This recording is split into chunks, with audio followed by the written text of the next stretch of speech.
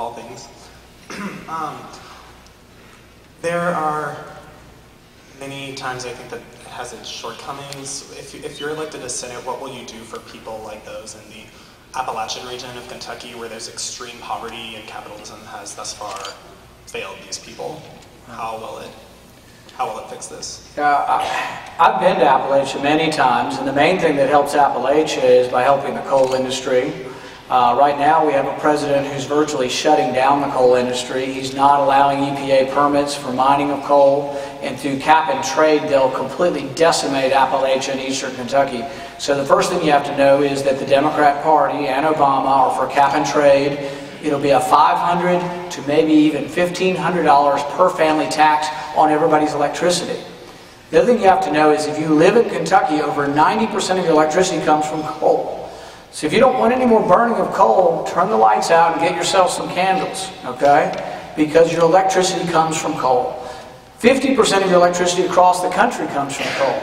You have to be in favor of allowing the coal industry to thrive if you want jobs in eastern Kentucky. We've tried government programs, and there are a lot of government programs in eastern Kentucky that have been there for 40 or 50 years and they're not working. What you want are real jobs, not jobs that are provided for by the government to dig a ditch and then fill the ditch in. So capitalism provides real jobs. You want to encourage capitalism through low taxes, low regulation, and getting government out of the way. But government can't create anything. If government, you say, oh, government can create a job, they've got to take the money from someone else. So if you want a job with the government, it's got to be taken from somebody else. Government doesn't create anything, whereas the private marketplace creates real jobs through people having savings and loaning their money to industry through venture capital. But you won't have real jobs through the government.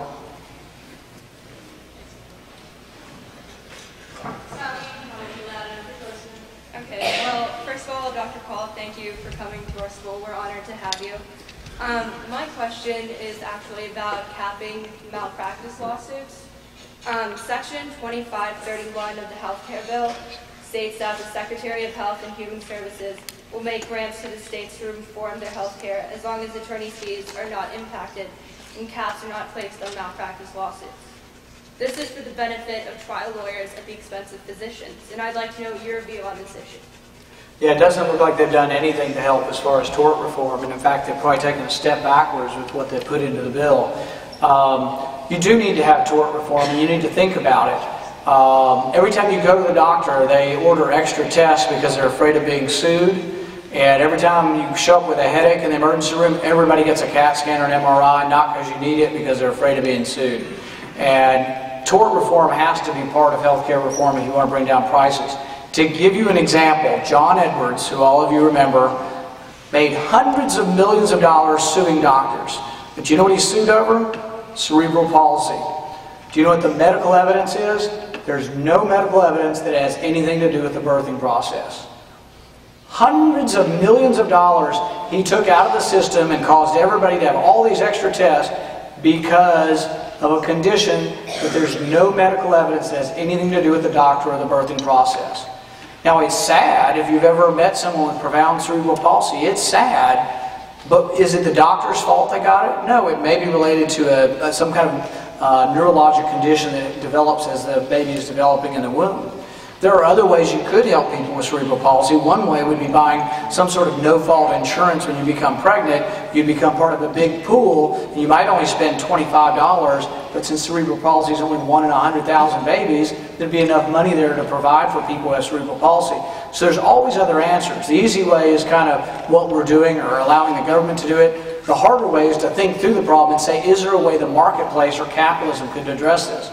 We do need tort reform. Most tort reform, though, I think has to be done at the state level.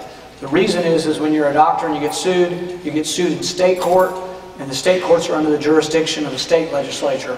So really, tort reform is going to have to come from Frankfurt, but the attorneys are very powerful, and they've thus far prevented it from happening.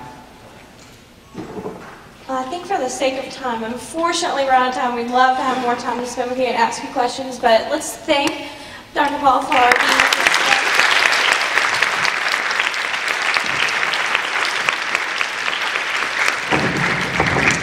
We have just a very small token of appreciation for you. Thank you so much again.